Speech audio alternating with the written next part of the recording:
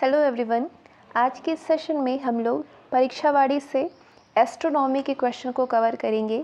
Astronomy से 30 वर्षों में जितने भी क्वेश्चन आए हुए हैं, चाहे वो स्टेट लेवल का एग्ज़ाम हो, चाहे सेंट्रल लेवल में जितने भी एग्ज़ाम हुए हो, तो एस्ट्रोनॉमी से जितने भी प्रश्न पूछे गए हैं इन 30 वर्षों में 2021 तक, सारे ही प्रश्नों को हम लोग इसमें कवर करने वाले हैं।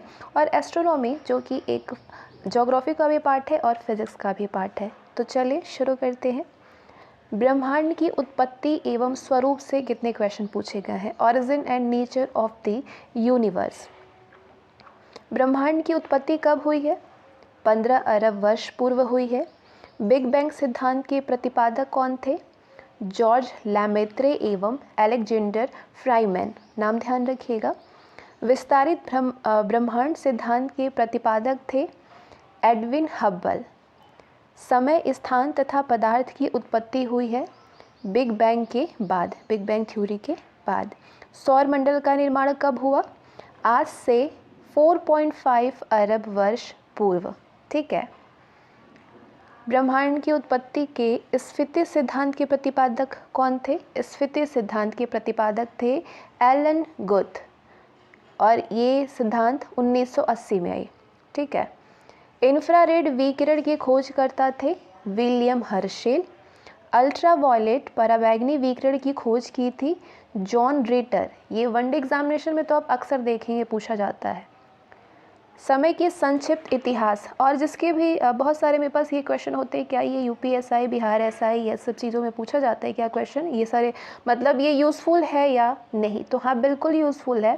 मतलब 100% यूज़फुल मैं कह सकती हूँ कि इससे बाहर क्वेश्चन नहीं जा सकते हैं, क्योंकि हर तरीके के क्वेश्चन को इसमें कवर कर दिया गया है। और प्रीवियस ईयर के क्वेश्चन बहुत ज़्यादा पूछे जाते हैं, खासकर आपके साइंस सेक्शन हो गया, चाहे आपका ज्योग्राफी सेक्शन होगा, यहाँ से प्रीवियस ईयर के क्वेश्चन, अब हिस्ट्री हो गया, ये सब प्रीवियस ईयर के क्वेश्चन बहुत ज़्यादा पूछे जाते हैं। तो आपके लिए ये परीक्षा वाली बुक बहुत ज़्यादा इम्पॉर्टेंट है। अगला क्वेश्चन है, समय का संक्षिप्त इतिहास यानी अ ब्रीफ हिस्ट्री ऑफ टाइम किसकी कृति है? ये कृति है स्टीफन हॉकिंग की। ब्रह्मांड में सर्वाधिक मात्रा में पाया जाने वाला तत्व है हाइड्रोजन तथा हीलियम। ब्रह्मांड अंततः ब्लैक होल में समाहित होकर के विनष्ट हो जाएगा। ये किसका है? एडविन हब्बल का है। आधुनिक खगोल शास्त्र का जनक कहा जाता है कोपरनिकस को। हब्बल स्थिरांक किसके मापन से संबंध रखता है? ब्रह्मांड के प्रसार से। एंटीमैटर के अणु की संरचना कैसी होती है? एंटीमैटर में नेगेटिव चार्ज वाला न्यूक्लियस होता है, वह पॉजिटिव चार्ज वाले इलेक्ट्रॉन उसके आसपास चक्कर लगाते हैं। तो कुल मिलाकर एक इलेक्ट्रॉन वाला एंटीमैटर हाइड्रोजन अणु का मिरर इमेज होता है। मैटर तथा एंटीमैटर की उत्पत्ति कब से मानी जाती है? तो ये मानी जाती है ब्रह्मांड की उत्पत्ति से। इस दौरान बराबर मात्रा में मैटर और एंटीमैटर बने हैं। ब्रह्मांड की वृहद बनावट के अध्ययन का विज्ञान क्या कहलाता है? कॉस्मोलॉजी कहलाता है। ब्रह्मांड के गणितीय स्वरूप को कैसे समझा गया? सापेक्षिकता के सिद्धांत द्वारा। सापेक्षिकता के सामान्य सिद्धांत में गुरुत्वाकर्षण को क्या माना जाता है? गुरुत्वाकर्षण को दिक्काल की वक्रता मानी जाती है। खगोल भौतिकी विदों ने समय विस्तारण की पुष्टि किस प्रसिद्ध ब्रह्मांडीय घटना के माध्यम से की है? म्यू मेसोनों की क्षय प्रक्रिया। समय विस्तारण के कारण ही म्यू मेसोनों के लिए काफ़ी ऊंचाई से पृथ्वी तक पहुंच पाना संभव होता है। म्यू मेसोनों की क्षय प्रक्रिया, समय विस्तारण के कारण ही म्यू मेसोनों के लिए काफ़ी ऊंचाई से पृथ्वी तक पहुंच पाना संभव होता है। पॉजिट्रॉन के आविष्कारक कौन थे? CD एंडरसन थे। सापेक्षिकता के सिद्धांत के अनुसार प्रकाश के वेग से गतिमान किसी अंतरिक्ष पिंड की लंबाई क्या होगी? 0 होगी। यदि कोई अंतरिक्ष पिंड प्रकाश के वेग से गतिमान हो तो उसका द्रव्यमान कितना होगा? उसका द्रव्यमान अनंत होगा। पदार्थ क्या होता है? द्रव्यमान और ऊर्जा का मिश्रण होता है। तो पदार्थ की उत्पत्ति अंतरिक्ष काल में यानी स्पेस टाइम किसके कारण होती है? वक्रता के कारण होती है। यदि किसी वस्तु पे द्रव्यमान या ऊर्जा है तो वस्तु सदैव कैसी चलती है? सदैव वक्र रेखा में। गुरुत्वाकर्षण का अस्तित्व अंतरिक्ष काल में किसके कारण है? वक्रता के कारण। सर्वप्रथम टेलीस्कोप का निर्माण किसने किया था? गैलीलियो ने किया था 1610 में। सन भी पूछा जाता है और नाम भी पूछी जाती है। फोटोन क्या है? प्रकाश ऊर्जा का क्वांटम है। सापेक्षिकता सिद्धांत के प्रतिपादक कौन थे? अल्बर्ट आइंस्टीन थे। कब सिद्धांत दिया? 1916 में। ब्रह्मांड की उत्पत्ति विषयक निम्नलिखित सिद्धांत सुमेलित हैं। तो ये ब्रह्मांड की उत्पत्ति और इसके सिद्धांत, जो ये सिद्धांत दिया है उसके प्रतिपादक कौन है? एक एक करके चारों को ध्यान करिए। ये पूछा गया था, मेरे ख्याल से ये स्टेट पीसीएस का क्वेश्चन है। वृहद विस्फोट सिद्धांत के प्रतिपादक हैं अलेक्जेंडर फ्राइमैन और जॉर्ज लैमेत्रे। दोलन सिद्धांत के प्रतिपादक हैं थॉमस गोल्ड एवं हरमन बॉन्डी। सतत सृष्टि सिद्धांत के प्रतिपादक है एलन संडेज। सोलर नेब्यूला सिद्धांत के प्रतिपादक हैं जीपी कूपियर। नेक्स्ट क्वेश्चन, जॉर्ज लेमेंटियर द्वारा प्रतिपादित बिग बैंग थ्योरी को विस्तृत रूप में किसने प्रस्तुत किया? रॉबर्ट बैगनर ने। खगोलीय दूरी नापने की सबसे बड़ी इकाई है पारसेक है। कितने प्रकाश वर्ष? 3.26 प्रकाश वर्ष की दूरी है। महान भौतिक विज्ञानी स्टीफन हॉकिंग ने अपने किस पुस्तक में बिग बैंग सिद्धांत का समर्थन किया है? पुस्तक का नाम है a brief history of time. प्रकाश के डॉपलर प्रभाव द्वारा ज्ञात किया जाता है तारों एवं गैलेक्सियों की गति को। तारों एवं गैलेक्सियों की गति को प्रकाश के डॉपलर प्रभाव के द्वारा ज्ञात किया जाता है। ये मैथ्स दी कॉलम है, अधोलिखित सुमेलित है। प्रकाश वर्ष प्रकाश द्वारा वर्ष भर में चली गई दूरी की इकाई है। पारसेक किसकी इकाई है? खगोलीय पिंडों की पृथ्वी से दूरी नापने की सबसे बड़ी इकाई है पारसेक। एस्ट्रोनॉमिकल यूनिट सूर्य एवं पृथ्वी के बीच की दूरी का यूनिट है नापने के लिए। और सेक्सटेंट सूर्य एवं अन्य ग्रहों की ऊंचाई जानने का यंत्र होता है सेक्सटेंट, ध्यान रखिएगा। किस खगोल वैज्ञानिक ने सर्वप्रथम ये प्रतिपादित किया कि पृथ्वी गोल है और अपनी धुरी पर घूम रही है? आर्यभट्ट ने। Next, match the column. Aeronautics वैमानिकी है। एस्ट्रोलॉजी ज्योतिष शास्त्र है। एस्ट्रोनॉमी खगोलिकी है। एस्ट्रोफिजिक्स खगोल भौतिक है। पृथ्वी के सबसे विशाल जीव डायनासोर का सर्वनाश आज से 6 करोड़ वर्ष पहले कैसे हो गया था? खगोलीय दुर्घटना के द्वारा हो गया था। Maths the column. जीन्स और जेफरी संबंधित हैं ज्वारीय परिकल्पना से। चैम्बरलिन और मोल्टन ने दिया है ग्रहाणु परिकल्पना। कांट और लाप्लास ने निहारिका परिकल्पना। फ्रेड होयल और लिटिलटन ने अभिनव तारा परिकल्पना। तो एक बार फिर से ध्यान दीजिए, जीन्स और जेफरी संबंधित है ज्वारीय परिकल्पना से। चैम्बरलिन और मोल्टन संबंधित है ग्रहाणु परिकल्पना से। कांट और लाप्लास संबंधित हैं निहारिका परिकल्पना से। और फ्रेड होयल और लिटिलटन संबंधित हैं अभिनव तारा परिकल्पना से। नेक्स्ट क्वेश्चन, ब्लैक होल अंतरिक्ष में एक पिंड है जो किसी प्रकार के विकिरण को बाहर नहीं जाने देता। इस गुण का कारण है उसका बहुत उच्च घनत्व। क्या कारण है? बहुत उच्च घनत्व। नेक्स्ट क्वेश्चन, ब्लैक होल का निर्माण होता है अत्यधिक गुरुत्वाकर्षण के कारण तारों के ध्वस्त होकर सिकुड़ जाने से। अमेरिकी अंतरिक्ष संस्था नासा के किस उपग्रह ने ब्रह्मांडीय रहस्यों तथा डार्क एनर्जी का मानचित्र तैयार किया है? Map.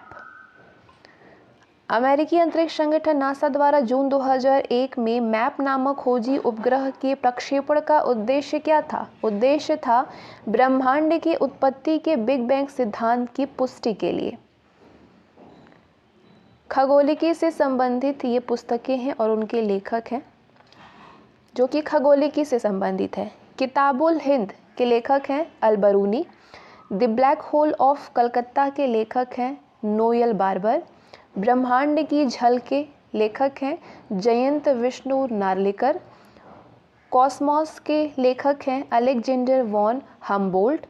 The international constitution of stars के लेखक हैं A.S. एंडिक्टन। नेक्स्ट, गैलीलियो संबंधित है दूरबीनों से ब्रह्मांड का विस्तृत अध्ययन से। कॉपरनिकस सूर्य विश्व का केंद्र है, पृथ्वी का नहीं। ये किसने कहा था? कॉपरनिकस ने। टॉलमी, पृथ्वी विश्व का केंद्र है, सूर्य का नहीं।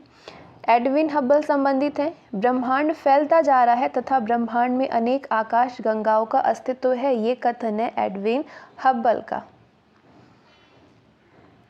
निम्नलिखित कथन सही है। एडविन हब्बल ने खोज की कि दूरस्थ आकाशगंगा हमसे दूर जा रही है। मैक्स प्लैंक ने प्रस्तावित किया कि प्रकाश तरंगे क्वांटा यानी ऊर्जा के पैकेट के रूप में आती है। स्टीफन हॉकिंस ने सामान्य सापेक्षता तथा अनिश्चितता के सिद्धांत को मिलाकर एक नए सिद्धांत की प्रस्तावना की है। तो ये तीनों ही कथन सही है। स्टेट पीसेस भी अगर आप देने जा रहे हैं तो सारे ही आपकी जितनी भी अगर स्टडी हो चुकी हो सारे सिलेबस आपके कवर हो जाए तो उसके बाद प्रीवियस ईयर के क्वेश्चन के लिए आप परीक्षावाड़ी को ज़रूर से पढ़िएगा, बहुत ज़्यादा यूज़फुल है ये। गैलीलियो का जन्म कहाँ पे हुआ था? पीसा में। प्रकाश वेग सबसे पहले किसने मापा था? रोमर ने। अधोलिखित सुमेल सही है। ये विशिष्टता है और ये कण है। शून्य द्रव्यमान न्यूट्रिनो, आंशिक आवेश क्वार्क, आंशिक प्रचकरण पॉजिट्रॉन, पूर्णांक प्रचकरण होता है फोटॉन कण का। भौतिकविद न्यूट्रिनो को ना कुछ के समान वस्तु मानते हैं। क्यों? भौतिकविद जो है वो न्यूट्रिनो को ना कुछ के समान वस्तु मानते हैं। क्यों? क्योंकि ये अति सूक्ष्म कण होते हैं और लगभग द्रव्यमान रहित है। ये अन्य पदार्थों से धीमी क्रिया करते हैं। इनका भार इलेक्ट्रॉन के भार का 0.005% है, जो कि लगभग नगण्य है। ठीक है। एक खगोलीय एकक की दूरी है पृथ्वी और सूर्य के बीच की। ब्रह्मांड में अदृश्य वाले पदार्थों का अस्तित्व है। इसके खोजकर्ता कौन थे? Elon Guth. पृथ्वी और सूर्य के बीच स्थित अंतरिक्ष यान में बैठे व्यक्ति को दिखाई पड़ेगा कि आकाश स्याह काला है। आकाश जो है वो काला दिखता है अंतरिक्ष में, और तारे जो है वो टिमटिमाते नहीं हैं। तो ये पृथ्वी और सूर्य के बीचों बीच अगर स्थित अंतरिक्ष यान में बैठे अगर व्यक्ति हैं तो उनको आकाश जो है वो काला दिखता है और तारे टिमटिमाते नहीं हैं। अगला क्वेश्चन, मैसोन कहाँ पाए जाते हैं? कॉस्मिक किरणों में। निम्नलिखित युग्म सुमेलित हैं। तो ये सिद्धांत अथवा नियम है, उनसे संबंधित वैज्ञानिक हैं। प्रकाश वैद्युत प्रभाव के वैज्ञानिक है अल्बर्ट आइंस्टीन। ब्लैक होल की जानकारी सर्वप्रथम दिया था एस चंद्रशेखर ने। बिग बैंग सिद्धांत व्याख्या करता है ब्रह्मांड के उद्भव की। अब आइए नेक्स्ट टॉपिक पे, नेक्स्ट चैप्टर पे आते हैं। निबुला एंड गैलेक्सीज, निहारिका एवं आकाशगंगा। वे तारावत रेडियो स्रोत जो अंतरिक्ष में 4 से 10 प्रकाश वर्ष की दूरी पर स्थित हैं, क्या कहलाते हैं? क्वासर्स। किसी तारे को संस्कृत भाषा में लुब्धक नाम दिया गया है। किसका है? साइरस तारे को संस्कृत में लुब्धक नाम दिया गया है, ध्यान रखिएगा। मंदाकिनी आकाशगंगा की आयु कितनी है? लगभग 12 अरब वर्ष। ब्रह्मांड के संचालन हेतु गुरुत्व का कार्य कौन करता है? ब्लैक होल करता है। कृष्ण वीवर। ब्लैक होल से ऊर्जा किस रूप में विसर्जित होती है? एक्स किरणों के रूप में। हमारा सौर मंडल मंदाकिनी के किस भुजा में स्थित है? मध्यवर्ती घूर्णनशील भुजा में। पृथ्वी से सर्वाधिक नज़दीक तारा है सूर्य। सौर मंडल से सर्वाधिक नज़दीक तारा है प्रॉक्सिमा सेंचुरी। हमारी आकाशगंगा मंदाकिनी के सबसे नज़दीक स्थित आकाशगंगा है। कौन? एड्रोमिडा। क्या नाम है? एड्रोमिडा। आकाशगंगा मंदाकिनी की किस भुजा में नए तारों का जन्म होता है? तीसरी बाह्य भुजा में होता है। वीडियो यूज़फुल है तो उसको लाइक भी किया करिए। आप लोग लाइक नहीं करते हैं। लाइक करने से बहुत मोटिवेशन मिलता है, मतलब चीज़ें चले आपके लिए यूज़फुल है ये समझ में आती है। तो यूज़फुल तो है ही, इसमें कोई दो राय नहीं है, क्योंकि प्रीवियस ईयर के क्वेश्चन अगर एक पैकेज में मिल जाता है इतना सारा, तो ये बहुत ज़्यादा मतलब कह सकते हैं कि नंबर गेन करने का ये बहुत ही अच्छा ज़रिया है कि आप प्रीवियस ईयर के पूरे भंडारण कोश को आप तैयार कर लें, और वो भी 1-2 साल नहीं, पूरे 30 वर्षों के क्वेश्चन इससे बाहर होंगे ही नहीं अगर आप पूरे पढ़ने के बाद इसको पढ़ते हैं। और 1 डे के एग्जामिनेशन के तो मैं कहती हूँ कि इससे बाहर क्वेश्चन नहीं हो सकता है अगर आप सिर्फ परीक्षावाड़ी को पढ़ लेते हैं तो। एक्स किरणों की खोज किसने किया था? विल्हेम कॉनरड रॉन्टगन ने 1895 में। एक्स किरणों को नई भाषाओं में रॉन्टगन भी कहते हैं। तारों एवं क्वार्ट्स में किसका अवरक्त विस्थापन यानी रेड शिफ्ट अधिक होता है? क्वार्ट्सस का। सबसे बड़ा तारामंडल कौन है? सेंटोरस। आकाशगंगाओं के प्रति सरल नियम यानी लॉ ऑफ रिसेशन के प्रतिपादक थे Edwin Hubble. Ursa Major, Cygnus, Orion आदि किसके नाम है? नक्षत्र के। एक आकाशगंगा में औसतन कितने तारे होते हैं? 10⁻11। आकाश में कुछ तारे व्यवस्थित आकृतियों में होते हैं, इन्हें क्या कहा जाता है? तारामंडल। प्रेक्षणीय विश्व का व्यास कितना है? 11⁻26 मीटर। कौन सा आकाशीय पिंड आकार में तो किसी आकाशगंगा से छोटा है पर सभी आकाशगंगाओं से अधिक ऊर्जा उत्सर्जित करता है? उसका नाम है क्वार्ट्सस। क्वार्ट्सस आकाशीय पिंड आकार में तो किसी आकाशगंगा से छोटा होता है लेकिन आकाशगंगाओं से अधिक ऊर्जा उत्सर्जित करता है। आकाश में प्रश्नवाचक चिन्ह की भांति दिखाई पड़ने वाला तारामंडल है सप्तऋषि। ध्रुव तारे के पास कौन से 2 तारामंडल अवस्थित हैं? सप्तऋषि और सोप्रिया। पृथ्वी के किस गोलार्ध से एंड्रोमेडा गैलेक्सी को देखा जा सकता है? उत्तरी गोलार्ध से। वो कौन सा तारामंडल है जिसके तारे ध्रुव तारे की ओर संकेत करते हैं? उसका नाम है सप्तऋषि। ध्रुव तारा गतिमान आभासित क्यों नहीं होता है? क्योंकि वो पृथ्वी के घूर्णन अक्ष की सीध में है। हमारी आकाशगंगा के केंद्र की परिक्रमा करने में सूर्य को समय कितना लगता है? 25 करोड़ वर्ष। उल्का क्या है? बाह्य अंतरिक्ष से पृथ्वी के वायुमंडल में प्रविष्ट हुए द्रव्य का अंश है उल्का पिंड। आकाशगंगा वर्गीकृत की गई है सर्पाकार गैलेक्सी के रूप में। जिस तारामंडल के तारे ध्रुव तारे की ओर संकेत करते हैं वो है सप्तऋषि। हमारा सौरमंडल किस आकाशगंगा में स्थित है? मंदाकिनी आकाशगंगा में। हम अपनी आकाशगंगा मंदाकिनी के जिस भाग को पृथ्वी से देख सकते हैं उसे मिल्की वे कहते हैं। हमारी आकाशगंगा जिसे मंदाकिनी या दुग्ध मेखला यानी मिल्की वे भी कहते हैं, नभमंडल में किस ऋतु में दिखाई देती है? शरद ऋतु में। सौर मंडल में शामिल है सूर्य, ग्रह, ग्रहिकाएं, चंद्रमा तथा धूमकेतु। क्वासर्स है अर्धतारीय प्रकाश जो रेडियो तरंगों के शक्तिशाली स्रोत हैं। रात्रि के समय आकाश में दिखने वाला सबसे चमकीला तारा कौन सा है? साइरस या डोंग स्टार, जो कि सबसे चमकीला तारा होता है रात्रि के समय अगर आकाश में देखें तो। गैलेक्सी क्या है? तारों का समूह है। अब ये मैच द कॉलम है। शीतकाल में दिखाई देने वाला तारामंडल है व्याघ्र या ओरियन। आकाश में प्रश्नवाचक चिन्ह की भांति दिखाई देने वाला तारामंडल है सप्तऋषि। आकाश में रत्नों के गुच्छे के समान दिखाई देने वाला तारामंडल है कृत्तिका, प्लेट्स जिसको बोलते हैं। ग्रीष्मकाल में बिच्छू की आकृति की भांति दिखाई देने वाला तारामंडल है वृश्चिक स्कॉर्पियो। पल्सर क्या है? पल्सर विद्युत चुंबकीय तरंगे उत्पन्न करने वाले न्यूट्रॉन तारे हैं।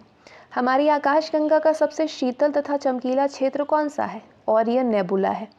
3C273, अरोरा 21 तथा उब्रा में से अंतरिक्ष का सबसे चमकीला क्वार्ट्स कौन है?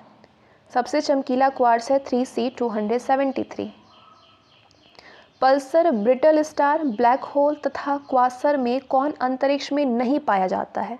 ब्रिटल स्टार अंतरिक्ष में नहीं पाया जाता है। क्वासर पाया जाता है, ब्लैक होल पाया जाता है, पल्सर पाया जाता है। तारों के समूह को नक्षत्र कहा जाता है। वैदिक संहिताओं में कितने नक्षत्रों का उल्लेख मिलता है? 27। ध्यान रखिएगा। कौन सा देश खगोल विज्ञान का जन्मदाता माना जाता है? बेबीलोन माना जाता है। आकाशगंगा मंदाकिनी सबसे पहले देखी थी गैलीलियो ने। एक निश्चित आकृति में व्यवस्थित ताराओं का समूह क्या कहलाता है? नक्षत्र। एक व्यक्ति काली अंधेरी रात में रेगिस्तान में अकेला खड़ा था। उसे अपने गांव जाना था जो वहां से पूर्व में 5 किलोमीटर की दूरी पर था। उसके पास दिशा ज्ञान के लिए कोई भी यंत्र नहीं था, पर उसने ध्रुव तारे को पहचान लिया। अब उसको गांव पहुंचने के लिए कौन सा मार्ग अपनाना अधिकतम सुविधाजनक होगा? तो ध्यान दीजिए, ध्रुव तारे को अपनी बाईं ओर रख कर चले तो वो जो मार्ग है उसको अपनाना उसके लिए अधिकतम सुविधाजनक होगा अपने गांव तक पहुंचने के लिए। आइए आते हैं नेक्स्ट टॉपिक पे। अगला क्वेश्चन आपका आएगा origin and development of star से, यानी तारों का जन्म तथा विकास से संबंधित जितने भी प्रश्न आए हुए हैं उन सारे प्रश्नों को अब हम लोग कवर करेंगे। तो वीडियो को लाइक भी करते चलिए आप सभी, और अपने जो भी फ्रेंड सर्कल है उनको शेयर भी करते चलिए। एस चंद्रशेखर को खगोल भौतिकी में नोबेल पुरस्कार कब मिला था? 1983 में मिला था। 3 गुने से कम और द्रव्यमान वाले तारे अनंततः किस रूप में विघटित होती है? न्यूट्रॉन तारा के रूप में। 3 गुने से अधिक सौर द्रव्यमान के तारे अंततः विघटित होते हैं ब्लैक होल में, कृष्ण वीवर जिसको हिंदी में बोलते हैं। हीलियम नाभिकीय संलयन द्वारा किसमें परिवर्तित होता है? कार्बन में। सुपरनोवा के नाभिक में किस तत्व की प्रधानता होती है? कार्बन, लोहा जैसे भारी तत्वों की प्रधानता होती है। तारों की दूरी ज्ञात की जाती है पैरेलैक्स विधि और ज्योतिर्मयता से, ल्यूमिनोसिटी से। फैलने तथा सिकुड़ने वाले तारों को क्या कहते हैं? स्पंदन तारा कहते हैं, पुलास्टिंग स्टार। पीला तारा है सन। सूर्य क्या है? ये एक तारा होता है। तारे के कोर में जब हाइड्रोजन समाप्त हो जाता है तब तारा बन जाता है रक्तदानव, रेड गेंड बन जाता है। न्यूट्रॉन तारे की खोज किसने किया था? मिस जैकलीन बेल ने। सिकुड़ते हुए ठंडे गैसीय बादल जिसे कि आदि तारा यानी प्रोटो स्टार कहते हैं, इसका तापमान कितना होता है? तापमान इसका 173 डिग्री सेल्सियस होता है, मतलब माइनस में, कम में। किसी तारे की नाभिकीय संलयन की क्रिया के फलस्वरूप अंततः कौन तत्व बनता है? लोहा बनता है। निहारिका यानी नेबुला के गैसीय बादलों के सिकुड़ने से क्या बनता है? तारा बनता है। अत्यधिक चमकीले तारे का जीवन काल होता है कम, कितना? 10⁶ वर्ष। तारों के सापेक्ष सूर्य की गति किस दिशा में होती है? पूर्व दिशा में। एक ही द्रव्यमान केंद्र के अधीन चक्कर लगाने वाले 2 तारों को क्या कहा जाता है? युग्म तारा। ब्रह्मांड में तारों की कुल अनुमानित संख्या कितनी है? 10⁻²2। 1.44 सौर की द्रव्यमान की वो सीमा जिसके अंतर्गत तारे श्वेत वामन व कृष्ण वामन बनते हैं और ऊपर न्यूट्रॉन तारा या ब्लैक होल बनते हैं, इसको क्या कहते हैं? इसको चंद्रशेखर सीमा कहते हैं। यदि नोवा विस्फोट के बाद अवशेष 1.44 से 3 गुना सौरिक द्रव्यमान तक रहता है तो तारा किस रूप में परिवर्तित होगा? न्यूट्रॉन तारे के रूप में। विशाल तारों का अंत किस रूप में होता है? ब्लैक होल के रूप में। सामान्य सिद्धांत के अनुसार क्या होता है जब किसी तारे का प्रकाश सूर्य के पास से गुजरता है? तारों के प्रकाश के मार्ग में विचलन होती है। तारों में ऊर्जा उत्पन्न होने की व्याख्या किस मूल सहसंबंध के आधार पर की जाती है? आइंस्टीन के द्रव्यमान ऊर्जा सहसंबंध। क्या फॉर्मूला होता है? E=mc²। ब्लैक होल की खोज सर्वप्रथम किसने किया था? डॉक्टर सुब्रमण्यम चंद्रशेखर ने। खुली आंख से आकाश में कितने तारों को देखा जा सकता है? 20,000 तारों को देखा जा सकता है। भ्रूण तारा या आदि तारा निर्मित होता है हाइड्रोजन एवं हीलियम के बादलों के गुरुत्वीय संघनन से। तारों में ऊर्जा उत्पन्न होती है हाइड्रोजन गैस के संलयन से।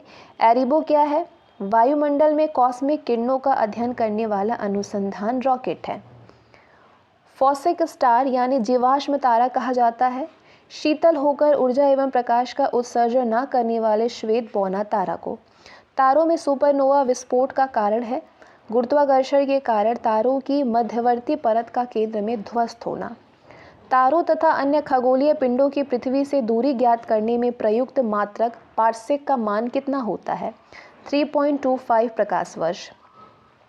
किसी तारे के जीवन चक्र का प्रारंभ होता है आकाशगंगा की तीसरी भुजा में हाइड्रोजन एवं हीलियम गैसों के संघनन से। एक श्वेत वामन तारे की खोज हुई है साइरस नामक तारे के निकट। किसी तारे में सुपरनोवा विस्फोट कब होता है? जब तारे का द्रव्यमान सूर्य के द्रव्यमान से अधिक हो। नेक्स्ट क्वेश्चन, किसी तारे का रंग निर्भर करता है उसके ताप पर। किस तारे को पल्सर भी कहा जाता है? न्यूट्रॉन तारा को। किसी तारे की जीवन चक्र का अनुक्रम है लाल दानव, श्वेत वामन, सुपरनोवा विस्फोट, न्यूट्रॉन तारा। तारों का अंतिम सुपरनोवा विस्फोट का प्रेक्षण कब और किसने किया है? 24 फरवरी 1987 को जेन शेल्स ने किया है। ब्लैक होल है न्यूट्रॉन तारे के सिकुड़ने से बना असीमित घनत्व का द्रव्य युक्त पिंड। तारे के संगठन में किस तत्व का योगदान नहीं है? ऑक्सीजन का योगदान नहीं होता है तारों के संगठन में। वो निश्चित सीमा जिसमें तारे का द्रव्यमान 3.2 ms से अधिक होने पर तारे की सिकुड़न नहीं रुकती है और तारा कृष्णविवर यानी ब्लैक होल बन जाता है, वो क्या कहलाता है? ओपेनहाइमर बल्कॉफ सीमा कहलाता है। क्या कहलाता है? ओपेनहाइमर बल्कॉफ सीमा। किसने प्रतिपादित किया कि तारे जन्म लेते हैं, बड़े होते हैं और मृतप्राय होते हैं? एस चंद्रशेखर ने कहा था। यदि हम किसी तारे को ऐसे वृत्ताकार मार्ग पर गति कराते हुए देखें जिसके केंद्र में तारे न हो तो उसके केंद्र में हम उपस्थित की कल्पना करेंगे। क्या? ब्लैक होल की उपस्थिति की। ब्लैक होल अंतरिक्ष में एक पिंड है जो किसी प्रकार के विकिरण को बाहर नहीं जाने देता। इस गुण का कारण क्या है? इसका बहुत उच्च घनत्व। कथन है, कृष्ण छिद्र एक ऐसा खगोलीय अस्तित्व है जिसे दूरबीन से नहीं देखा जा सकता है। कारण दे रहा है कि कृष्ण छिद्र पर गुरुत्वीय क्षेत्र इतना प्रबल होता है कि ये प्रकाश को भी बच निकलने नहीं देता है। तो ए और आर दोनों सही है और आर ए की सही व्याख्या है। तारे अपना जीवन प्राप्त करते हैं नाभिकीय संलयन से और गुरुत्वीय संकुचन से। कृष्ण छिद्र सिद्धांत को प्रतिपादित किया था एस चंद्रशेखर ने। तारों के कारण घटित आकाशीय परिघटना कौन है? कृष्ण छिद्र है। हमारे अंतरिक्ष में कितने तारामंडल हैं? 88। स्थिर तारे जिनकी अस्तित्व पृथ्वी से परिवर्तित नहीं होती वो क्या कहलाते हैं? ध्रुव तारा। नीला, लाल, पीला और श्वेत में से किस रंग के तारे का तापमान अधिक होगा? नीला का। ऐसे तारे जिनकी त्रिज्या सूर्य की त्रिज्या का 50 से 250 गुना अधिक होता है वो क्या कहलाते हैं? अति विशाल तारा। ब्लैक ड्वार्फ के नाभिक में किस तत्व की अधिकता होती है? कार्बन की। किसी तारे के अनंत का प्रारंभ किस अवस्था से माना जाता है? रक्त वामन से। विस्फोट तारा जो अत्यंत दीप्ति यानी चमक उत्पन्न करता है वो है सुपरनोवा। तारे का रंग सूचक है उसके ताप का। आकाश में सबसे अधिक चमकदार तारा है साइरस। किसने ये सिद्ध किया कि सूर्य के द्रव्यमान से 1.44 गुना कम द्रव्यमान वाले तारे मृत होकर श्वेत वामन तारे यानी वाइट ड्वार्फ्स बन जाते हैं? ये कहा था एस चंद्रशेखर ने। तो अब इस बॉक्स में इस चार्ट में तारों का औसत तत्वीय संगठन है। ये तत्व है और उनकी कितनी मात्रा है? तारों में हाइड्रोजन का 70% है, हाइड्रोजन, हीलियम 28% है, कार्बन, नाइट्रोजन और नियॉन 1.5 है, लौह वर्ग के तत्व 0.5 है। तो हाइड्रोजन और हीलियम ही ज़्यादातर पूछा जाता है। तो हाइड्रोजन 70% है और हीलियम 28% है। तो आइए हम नेक्स्ट टॉपिक पे आते हैं। द सन एंड इंसोलेशन यानी सूर्य तथा सूर्यताप से संबंधित कितने प्रश्न पूछे गए हैं इन 30 वर्षों में? सूर्य पर नया सौर चक्र कब शुरू हुआ? 5 जनवरी 2008 को। सौर चक्र की खोज किसने की थी? सैमुअल हेनरिक श्राबे ने किया था 1843 में। आकाशगंगा मंदाकिनी की परिक्रमा करते हुए सूर्य की औसत चाल कितनी होती है? 250 किलोमीटर पर सेकेंड। पृथ्वी से सूर्य की दूरी 14.96 करोड़ किलोमीटर। सूर्य का व्यास लगभग 13.84 लाख किलोमीटर। सूर्य की सतह प्रकाश मंडल का तापमान कितना? 6000 डिग्री सेल्सियस होता है। सूर्य के केंद्र का ताप होता है 15 मिलियन डिग्री सेंटीग्रेड। सूर्य का आयतन पृथ्वी से कितने गुना है? 13 लाख गुना है। सूर्य से प्रकाश को पृथ्वी पर पहुंचने में लगा समय कितना होगा? 8 मिनट 16 सेकंड। सूर्य द्वारा मंदाकिनी का एक चक्कर यानी रिवॉल्यूशन लगाने में लगा समय यानी कॉस्मिक ईयर जिसको बोला जाता है, कॉस्मिक ईयर कितना होता है? 25 करोड़ वर्ष। सूर्य की कुल आयु होती है 10 अरब वर्ष। सूर्य की वर्तमान आयु है 4.7 अरब वर्ष। सूर्य अनंतः परिवर्तित हो जाएगा श्वेत वामन में। सूर्य पर ऊर्जा का स्रोत है नाभिकीय संलयन। सौर कलंक यानी सन स्पॉट कितने समयांतराल पर प्रकट होता है? 11.1 वर्ष में। मंदाकिनी के 11.1 ईयर में। मंदाकिनी के केंद्र से सूर्य की दूरी कितनी है? 32,000 प्रकाश वर्ष। ध्यान रखिएगा, मंदाकिनी के केंद्र से सूर्य की दूरी कितनी है? 32,000 प्रकाश वर्ष। सौर ज्वाला यानी सोलर फ्लेयर प्रकट होता है वर्णमंडल में। विषुवत रेखीय और परिभ्रमण यानी सोलर रोटेशन काल कितना होता है? 25.8 डेज। सौर कलंक का तापमान है 4500 डिग्री सेल्सियस।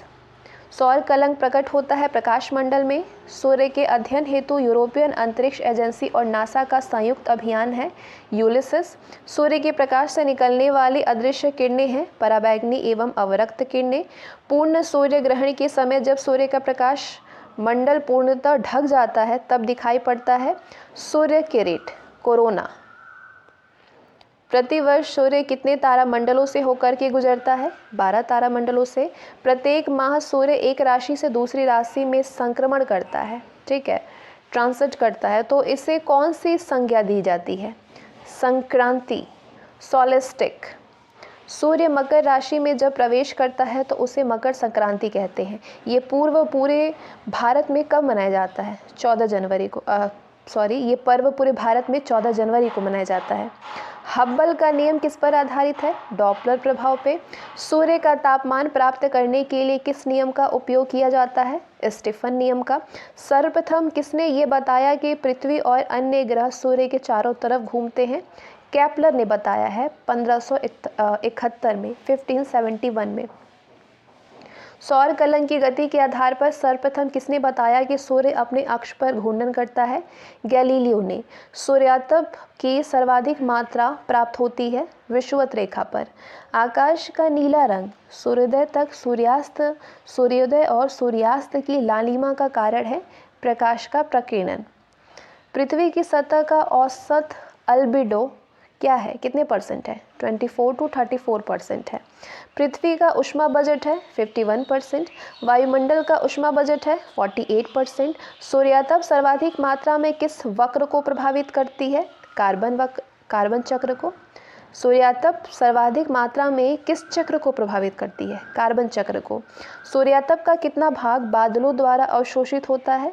14%। 14% भाग जो है वो बादलों के द्वारा अवशोषित हो जाती है।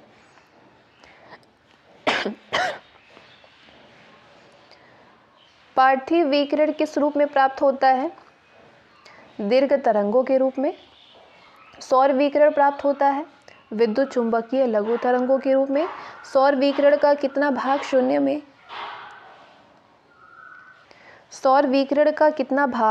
शून्य में लौटा दिया जाता है? 35% भाग शून्य में लौटा दिया जाता है। सूर्य तथा पृथ्वी के बीच की अधिकतम दूरी सूर्योच्च कहलाती है। क्या कहलाती है? सूर्योच्च कहलाती है। ये स्थिति कब आती है? 4 जुलाई को। डायमंड रिंग से तात्पर्य है पूर्ण सूर्य ग्रहण के पूर्व या पश्चात चंद्रमा के चतुर्दिक दिखने वाला प्रकाश। सूर्य के रासायनिक संगठन में हाइड्रोजन होता है 71%, हीलियम 26.5% और अन्य तत्व 2.5%। सूर्य की परिक्रमा के दौरान पृथ्वी सूर्य से निम्नतम दूरी पर होती है। कब? जनवरी महीने में। सूर्य में ऊर्जा का जनन होता है नाभिकीय संलयन की अभिक्रिया से हाइड्रोजन के हीलियम में रूपांतर होने से। सूर्य की बाह्य सतह से ऊर्जा विकसित होती है फोटोन बंडलों के रूप में। सूर्य से विकिरित ऊर्जा किस रूप में पृथ्वी तक पहुंचती है? लघु तरंगों के रूप में। अल्बिडो है पृथ्वी की सतह को प्राप्त तथा परिवर्तित होने वाला सूर्यातप का अनुपात। आसमान में उपस्थित जलवाष्प ऑक्सीजन तथा ओजोन गैसों द्वारा अवशोषण होता है सूर्य की केवल दीर्घ तरंगों का कुल सूर्यातप का कितना भाग पृथ्वी को प्राप्त होता है? 51%। 51%। सूर्य का प्रभामंडल प्रकाश के अपवर्तन से उत्पन्न होता है पक्षाभ मेघों के हिम विस्फोटकों में। पक्षाभ मेघों के हिम विस्फोटकों में। नेक्स्ट, अभी ये असर्शन और रीज़न है। असर्शन दिया है कि सूर्याभिताप जैवमंडलीय पारिस्थितिकी तंत्र के लिए महत्वपूर्ण ऊर्जा का स्रोत है। कारण है सौर विकिरण को हरे पौधों के द्वारा भोजन रूपी रासायनिक ऊर्जा में परिवर्तित कर दिया जाता है। तो ए और आर दोनों सही है और आर ए की सही व्याख्या है। अगला कथन है वायुमंडल अधिकांश ऊष्मा परोक्ष रूप से सूर्य तथा प्रत्यक्ष रूप से पृथ्वी के धरातल से प्राप्त होती है। कारण पृथ्वी के धरातल पर सौर लघु तरंगें पार्थिव ऊर्जा की लंबी तरंगों में परिणत होती है। तो ए और आर दोनों सही है और आर ए की सही व्याख्या है। विटामिन डी का स्रोत है सूर्य की किरण।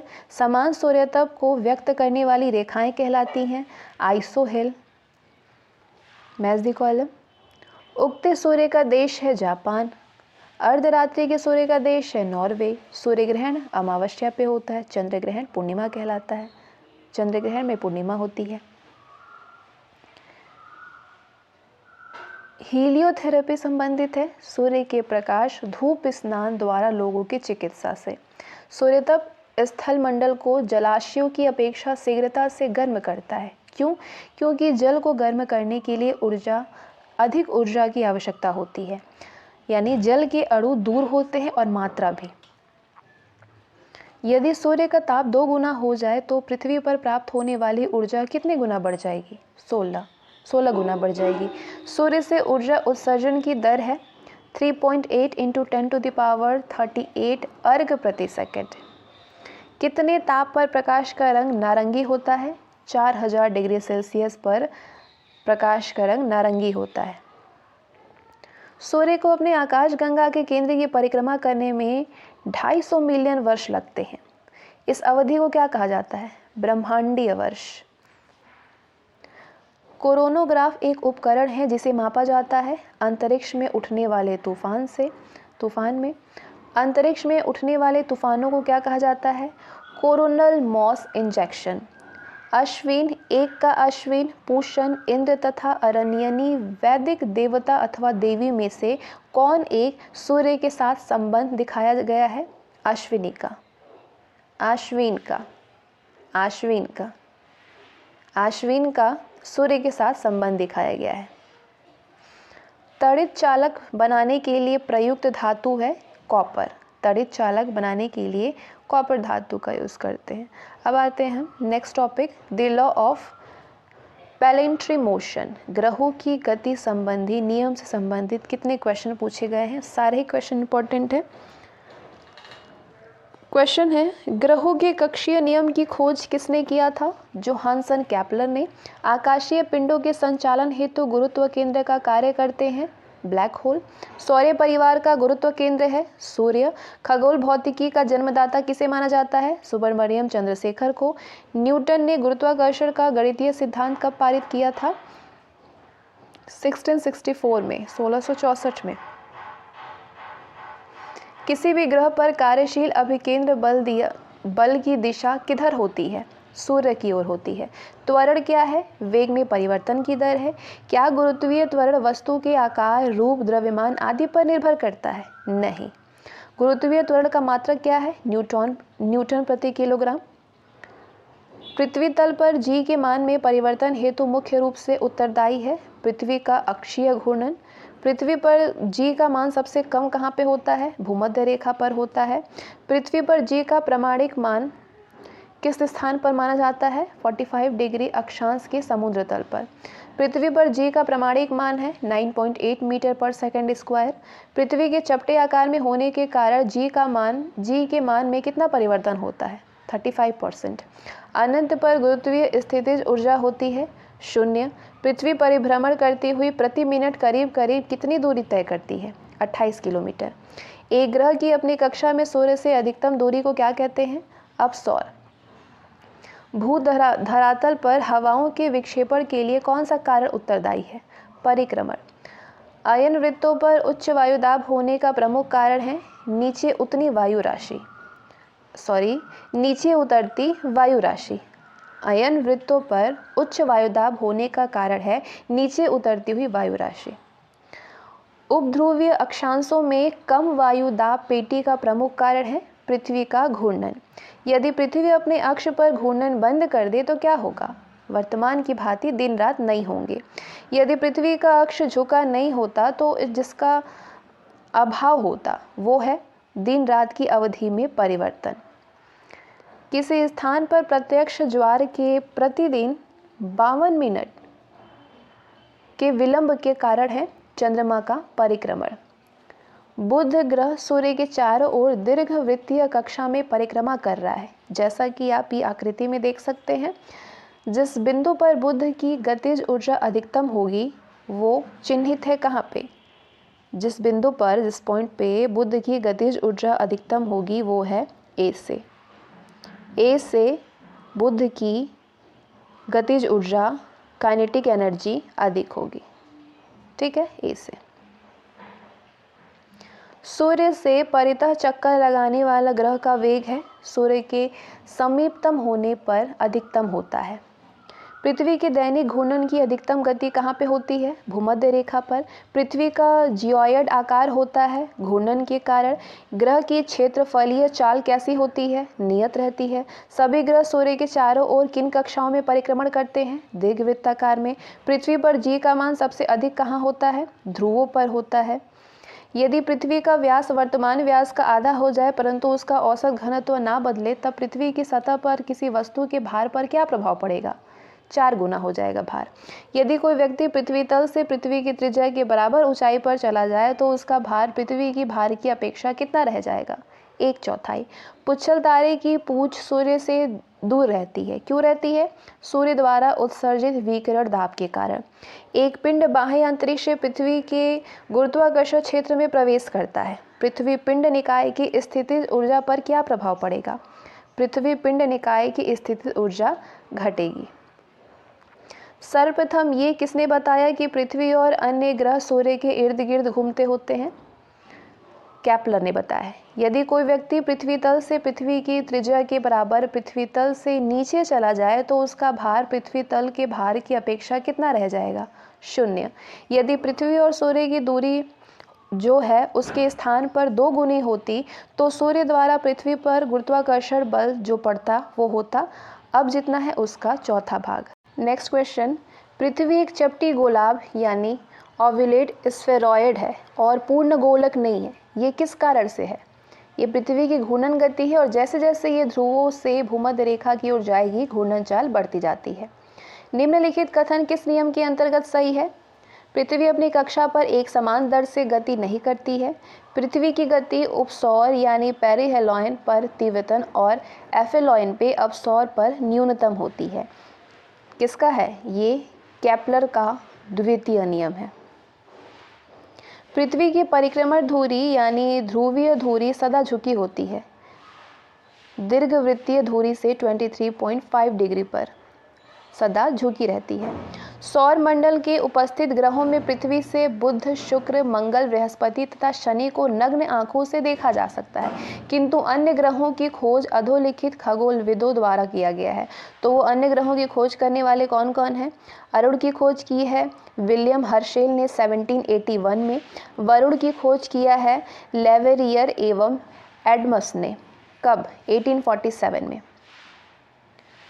तो इस सेशन में बस इतना ही। अगले सेशन में बाकी जितने बचे हुए क्वेश्चन हैं उन सारे क्वेश्चंस को हम लोग कवर करने वाले हैं एस्ट्रोनॉमी से।